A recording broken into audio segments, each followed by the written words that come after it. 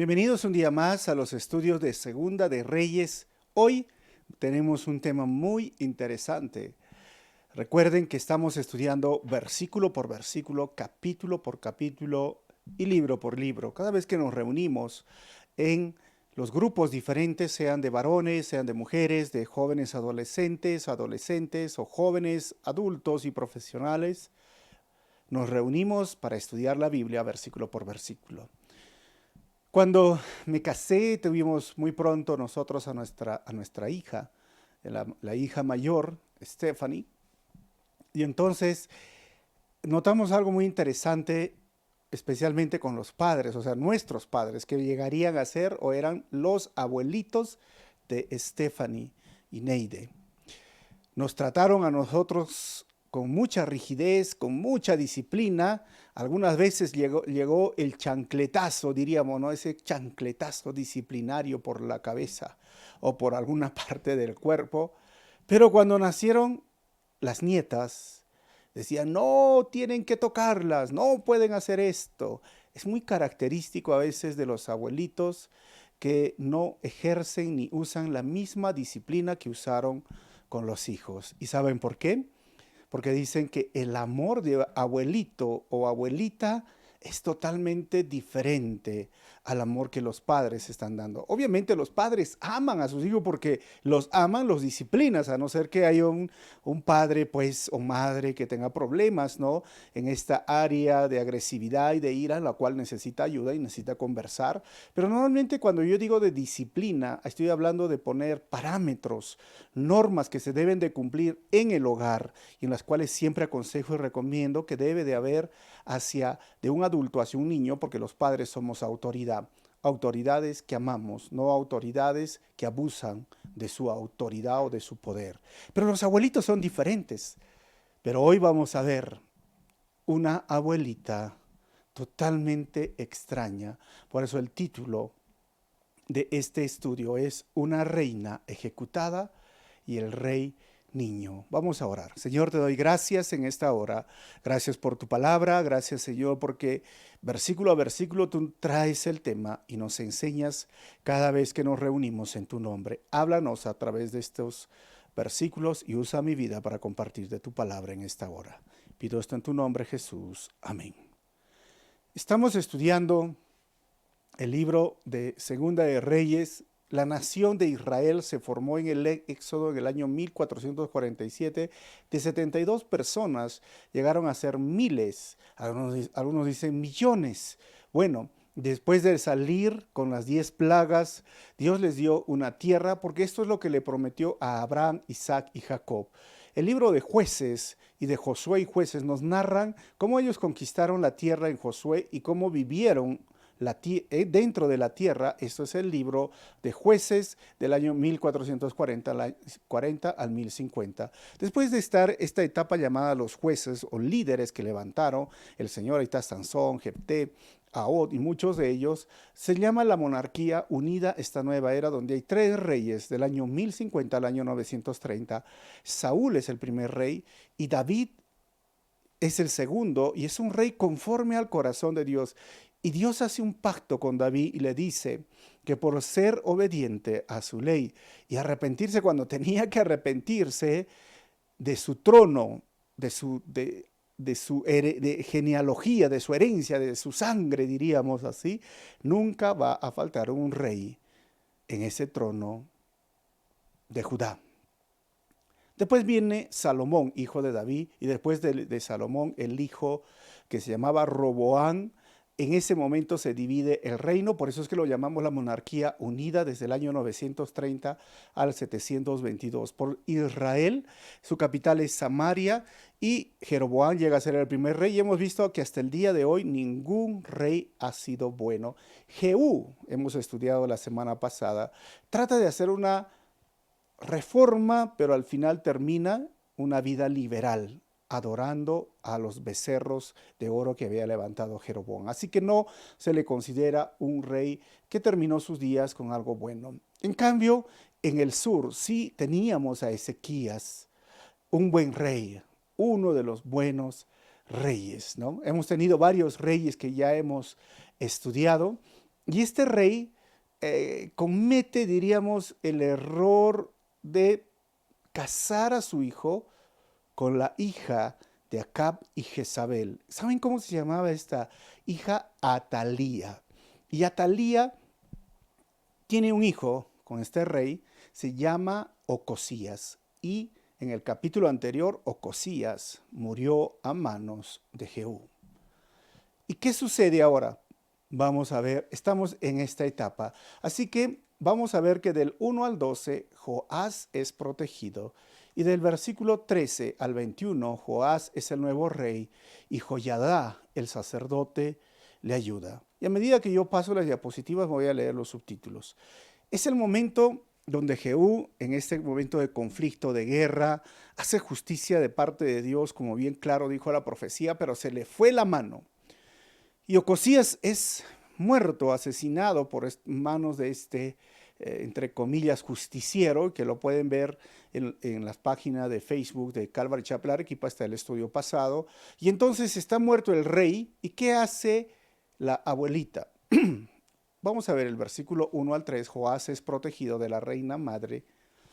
Joás, cuando Atalía, dice el versículo 1, madre de Ocosías, vio que su hijo había muerto, tomó medidas para eliminar a toda la familia real. O sea que Atalía, esta mujer, como les dije, era la hija de Acab y Jezabel, fue dada a Joram, rey de Judá, como esposa, y ella fue una mala influencia tanto para su esposo, que vendría a ser Joram, rey de Judá, como para su hijo, que vendría a ser Ocosías, rey de Judá.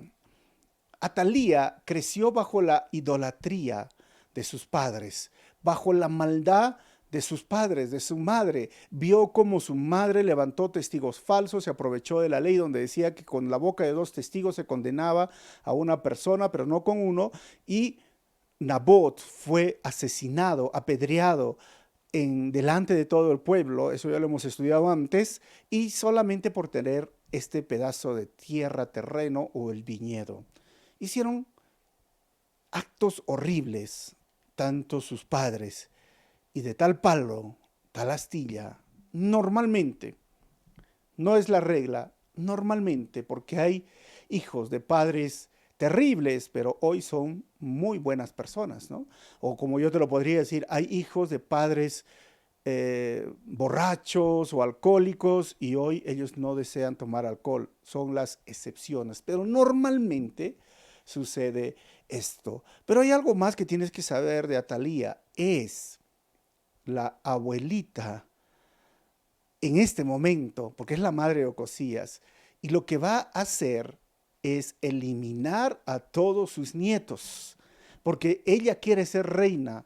¿Por qué? Como les dije al principio, normalmente los abuelitos tienen mucho más amor, más cariño, más, diríamos, flexibilidad, menos rigidez para tratar a los nietos. Es un amor diferente, pero esta abuelita no estaba amando así a sus nietos. Al contrario, los estaba queriendo matar. ¿Te imaginas una abuelita, mamá, estamos hablando de mujer, queriendo matar a sus nietos? ¿Por qué sucedió esto? Por la ambición de poder, porque quiere tener poder.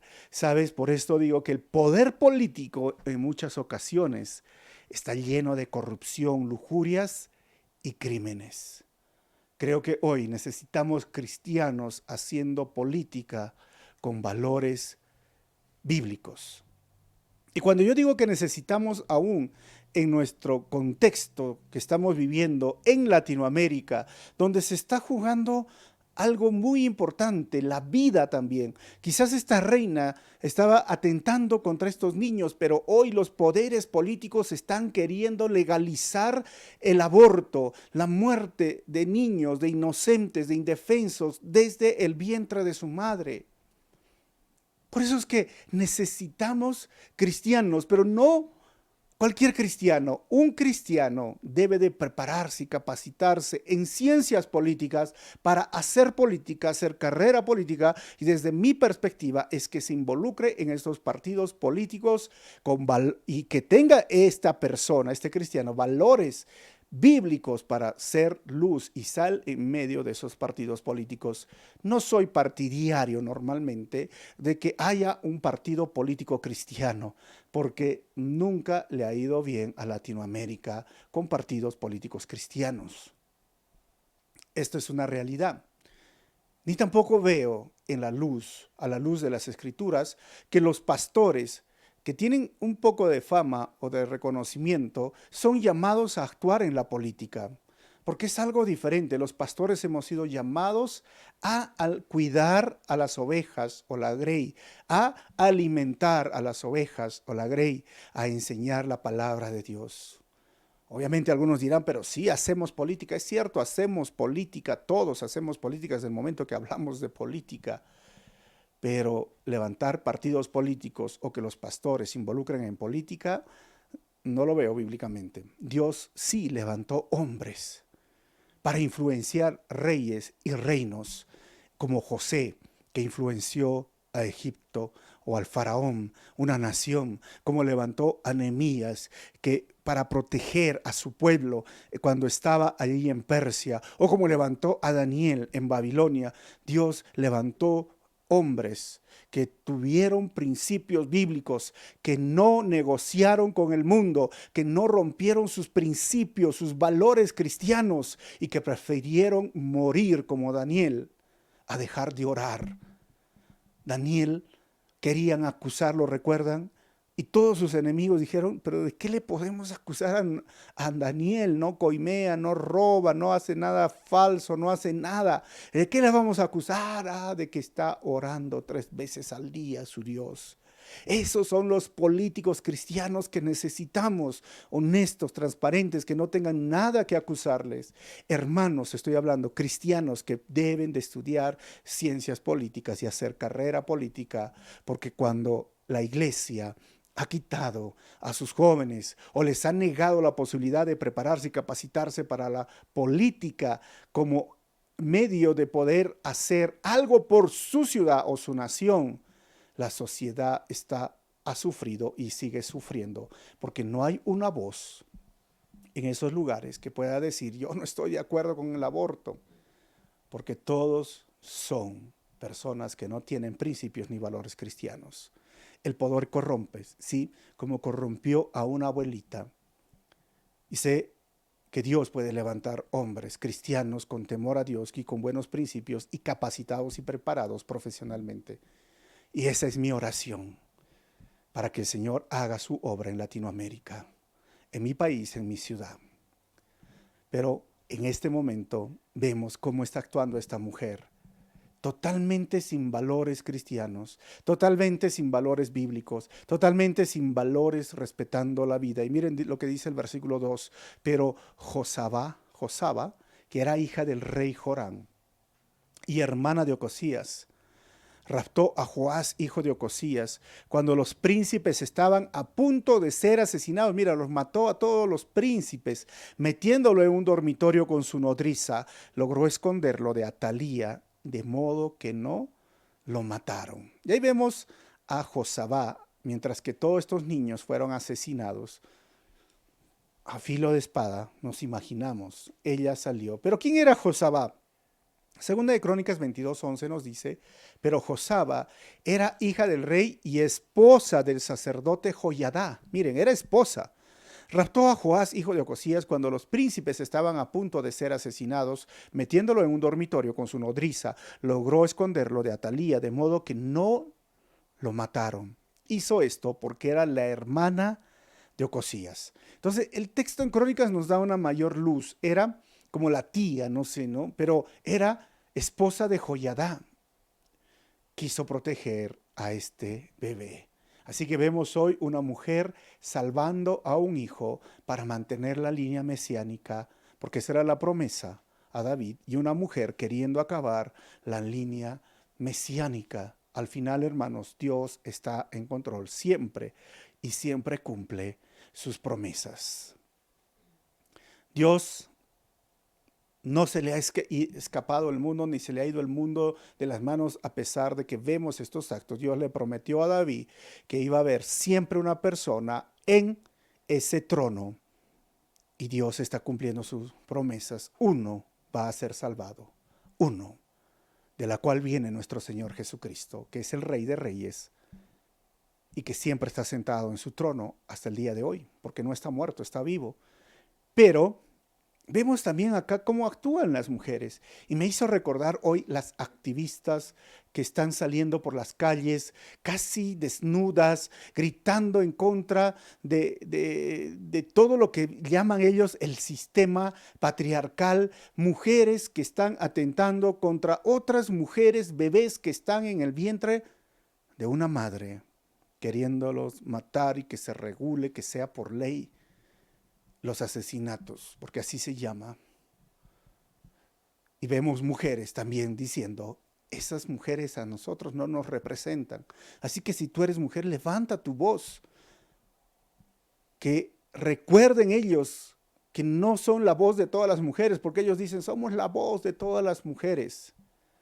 Y recuerden que las mujeres tuvieron un valor intrínseco especial de parte de Dios desde Génesis capítulo 1, porque Dios los creó a imagen y semejanza, pero también vemos mujeres que hicieron mucho, mucho, mucho para la extensión del reino de los cielos en el libro de todo el Nuevo Testamento, pero también en el Antiguo Testamento tuvieron una representatividad muy importante en todo lo que hicieron para que la línea mesiánica se conservara como Josaba.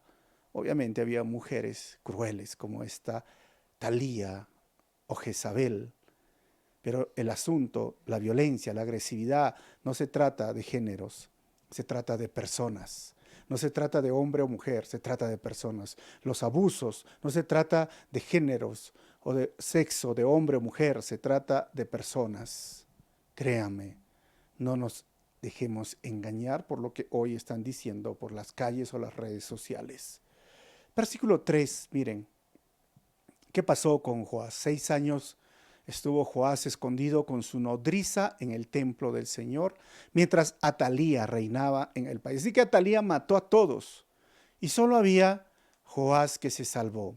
O sea, Josafat, perdón, en el principio dice Ezequías y era Josafat, casó a su hijo Joram con la hija de Acab y Jezabel, que se llamaba Atalía. Ezequías va a venir después. Error.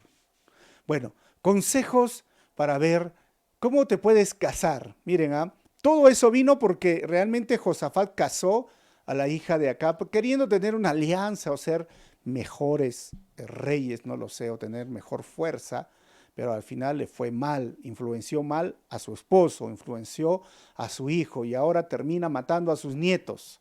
¿Por qué? Porque se casó con una persona equivocada. Cuando enseño acerca de noviazgo, matrimonio, amistad a los jóvenes, siempre me preguntan, ¿cómo sé que es la persona correcta?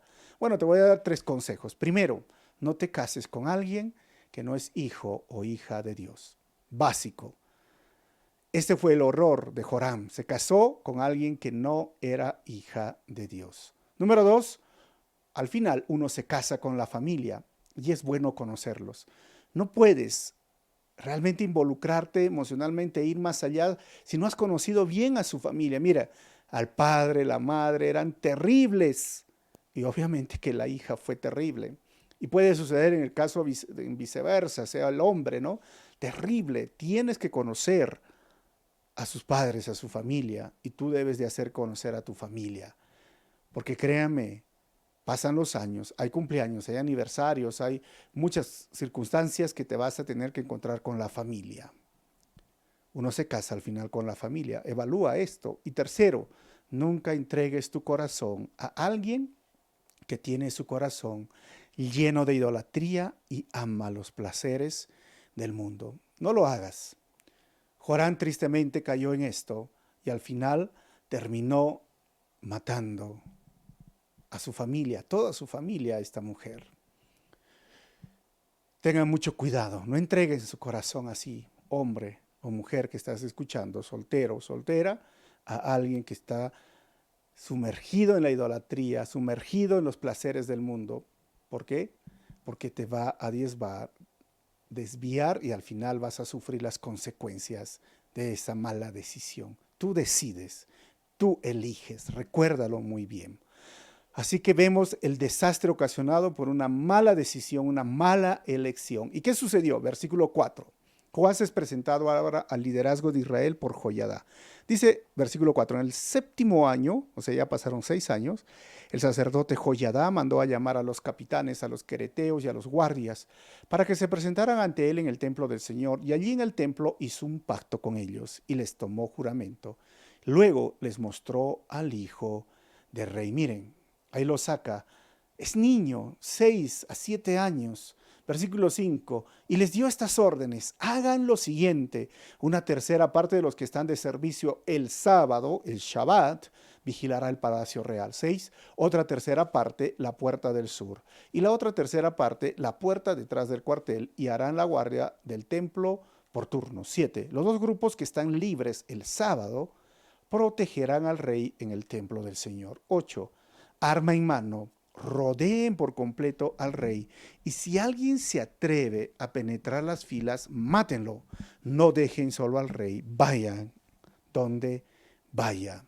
9. Los capitanes cumplieron con todo lo que el sacerdote Joiada les había ordenado. Cada uno reunió a sus hombres, tanto a los que estaban de servicio el sábado como los que estaban libres, y se presentaron ante Joiada. 10. Este repartió entre los capitanes las lanzas y los escudos del rey que estaban guardados en el templo del Señor. 11.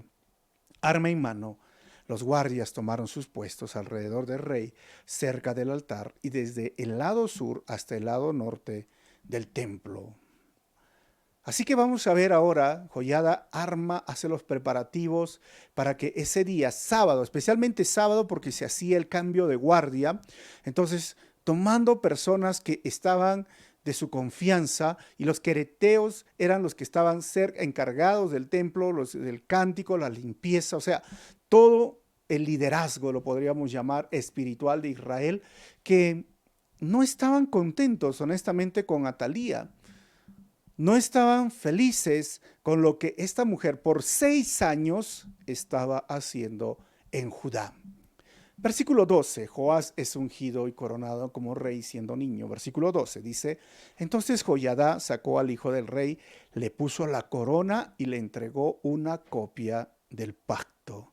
Luego lo ungieron y todos aplaudieron gritando, ¡Viva el rey! ¡Viva el rey! Hermanos, ahí como ven, con su corona chiquitita, 6 añitos, y con una porción de la ley. Eso era algo costumbre, poner una copia del pacto, y luego lo ungieron y lo aplaudieron, y un niñito de 6 años en la historia de Judá llega a ser rey Joás. Así que cuando miramos esto, ¿qué pensaría el pueblo de Judá?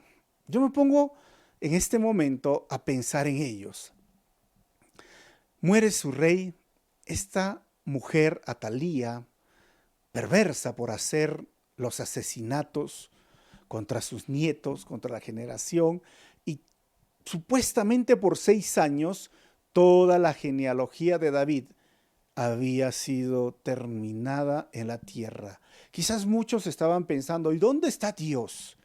Cuando ocurren las cosas malas, ¿qué está haciendo Dios que no preservó a la familia de David? Si le prometió que nadie dejaría de estar en el trono, y ahora viene esta mujer que es de la tribu, del lado del norte, y ahora esta mujer ha matado a todos los descendientes, a todos los príncipes, los ha matado.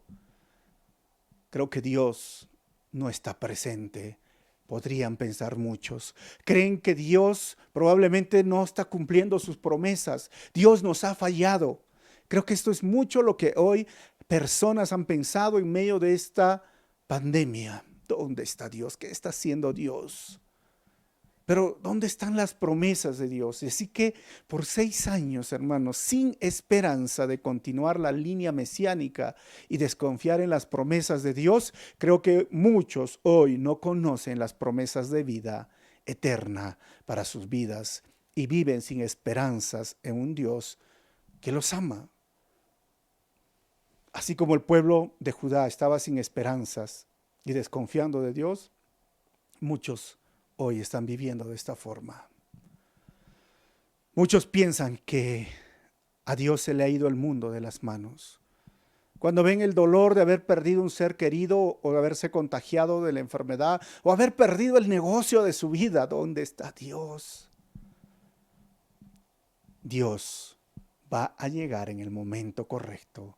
Dios tiene el control de la historia, tiene el control de tu historia. Dios está sentado en su trono. Nunca lo olvides. Por 6 años pensaron eso, pero ahí estaba Joás. La promesa se tenía que cumplir. Iba a haber un cambio. Sí surgió la maldad, pero la maldad llegaría a su final. Y miren lo que pasó del versículo 13, 14, Joás, el heredero legítimo, revelado a Atalía.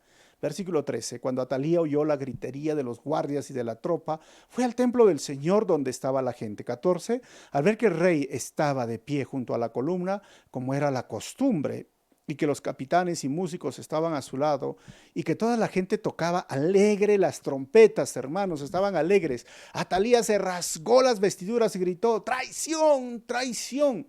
Hermanos, así, traición, pero no era traición, era justicia. Traición obviamente desde su perspectiva. Y del 15 al 16 vamos a ver, Joiada ordena la ejecución de Atalía y sus partidarios. 15, entonces el sacerdote Joiada, como no quería que la mataran en el templo del Señor, ordenó a los capitanes que estaban al mando de las fuerzas: sáquenla de entre las filas, y si alguien se pone de su lado, mátenlo a filo de espada. 16.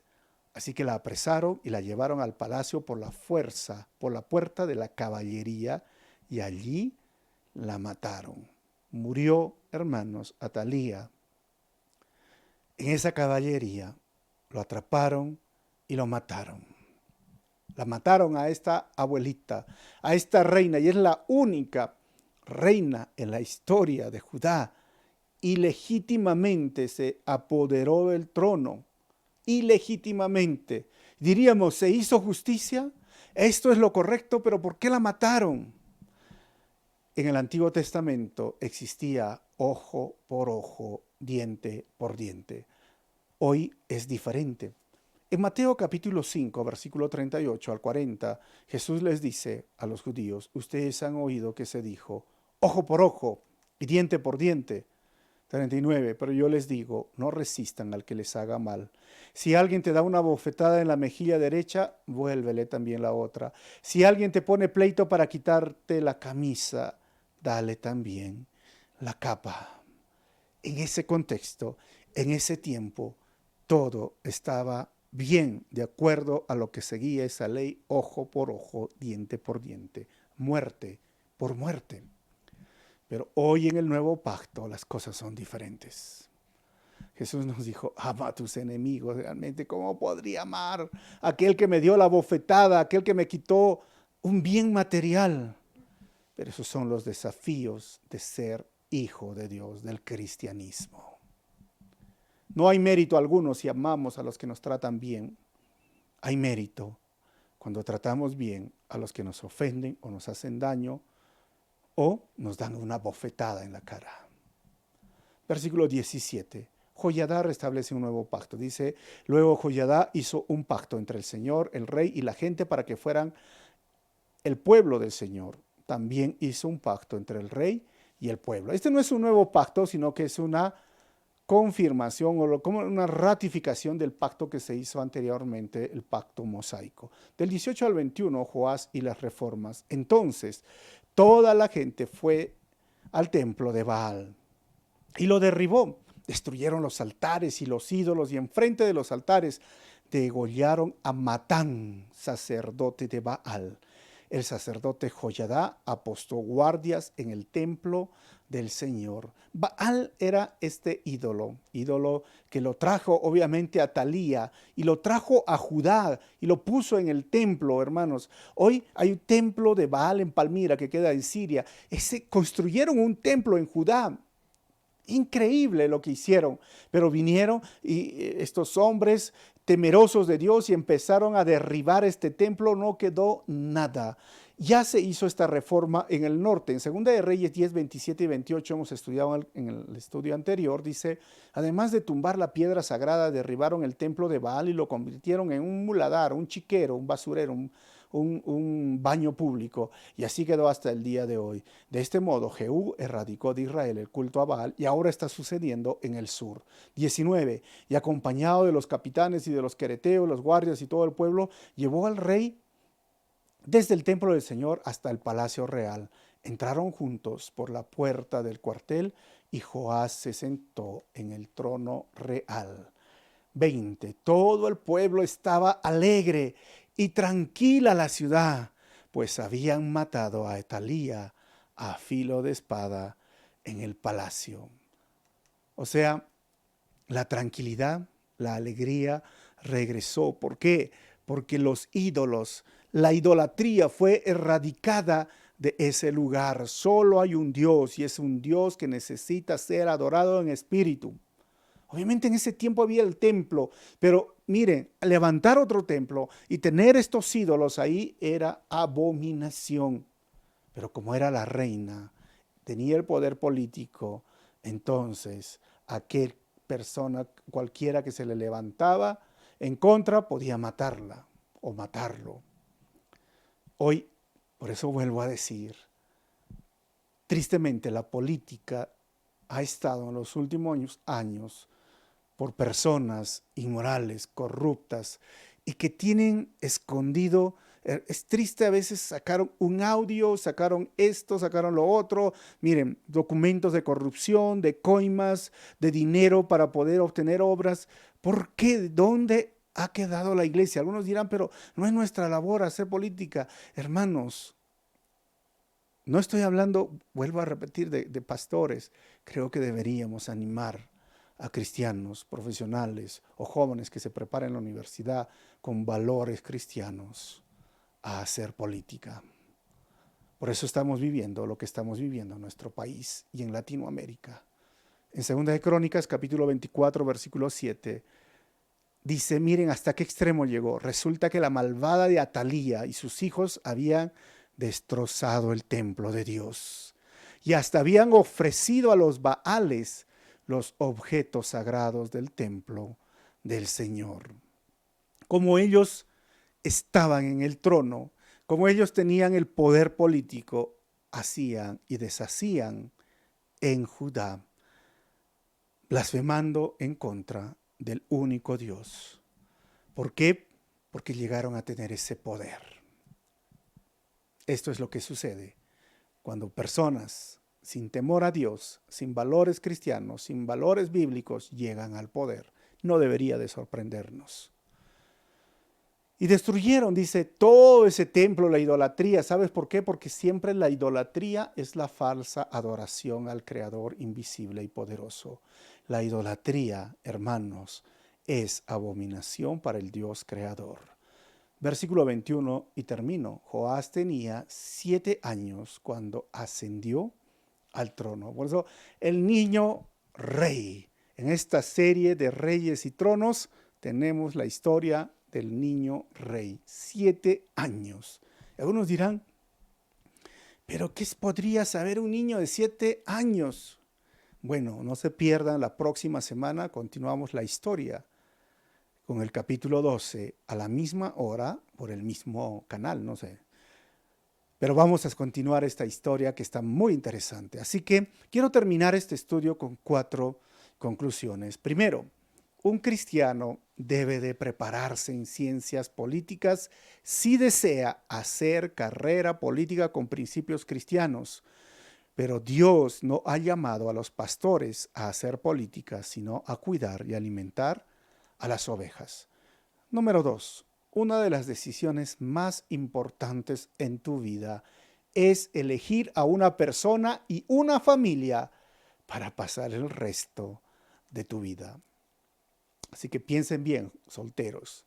Tercero, las promesas de Dios nunca dejará de cumplirse y siempre llegan en el momento correcto. No pienses que Dios se ha olvidado de ti, hermano. Y cuarto, la idolatría es una falsa adoración al Dios creador, e invisible. Estás pasando momentos difíciles donde piensas que Dios no te está escuchando, sus promesas no son en el sí o amén. Recuérdalo, Dios tiene el control de lo que estás pasando. Dios sabe y en su debido tiempo responderá. Y si tú hoy estás escuchando y todavía estás sumergido en la idolatría, sabes, no pierdas más el tiempo, déjalo, sácalo de tu vida al Dios creador, Dios invisible que no habita en templos hechos por manos humanas. Solo hay que adorarlo en espíritu y en verdad. Vamos a orar y terminamos. Señor, te damos gracias por este tiempo.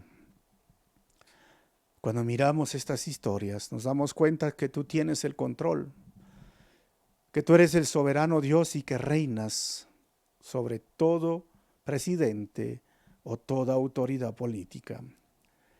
Pero yo te pido, Señor, si hay personas que están escuchando esta enseñanza y que desean hacer política, que se capaciten, que se preparen. Oro, Dios, para que levantes políticos con principios bíblicos, con valores bíblicos. Oro también, Señor, por personas que están pasando circunstancias difíciles. Hazles recordar que tus promesas nunca, nunca, Señor, se romperán. En su debido tiempo tú vendrás. Tú tienes el control de todo lo que está pasando. Y si hay personas que están sumergidos en la idolatría, mi oración es para que sean liberados de esta falsa adoración y que realmente te adoren a ti en espíritu y en verdad. Pero sobre todo, Señor, oramos en este momento para que tu voluntad sea hecha en nuestras vidas. Y sabemos, Señor, que todo lo que nos pasa en ti, Señor, no es casualidad. A pesar de los momentos difíciles, a pesar de los momentos alegres que podríamos tener, es porque tú lo permites y queremos descansar en tu soberana voluntad. Gracias, Señor, por esto. En tu nombre oramos así. Amén. Dios te bendiga y nos vemos en el próximo estudio. Si este mensaje ha sido de bendición, no te olvides compartir por tus redes sociales. Y si deseas apoyar y estás en cualquier parte del Perú, hay una cuenta BCP en el cual puedes ayudar y apoyar esta iglesia, esta obra que Dios está haciendo. Y si estás fuera del país, hay un PayPal. Dios te bendiga.